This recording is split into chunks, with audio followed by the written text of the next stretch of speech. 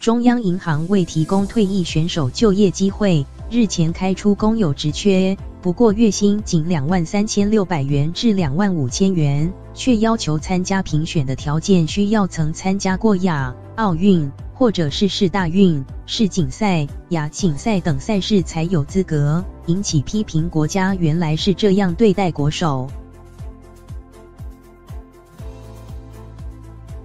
中央银行日前开出公有职缺，月薪23600元至25000元，不含加班费，工作内容为公文传递、办公室环境整理、一般事务性工作及交办事项，需搬运重物，但评选的资格条件却是要曾代表国家参加奥林匹克会、亚洲会、东亚会、世界大学会及国际单项总会主办之世界正式锦标杯赛或同等级赛事，或亚洲正式锦标杯赛之退役选手。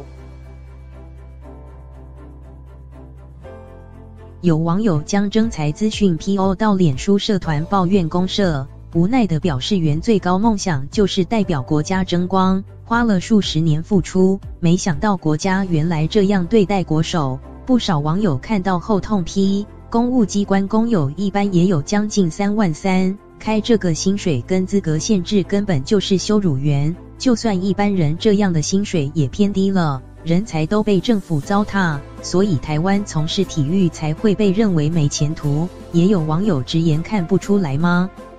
这个是给特定人士的，内定啦，只有白痴才看不出来，公家单位都这样。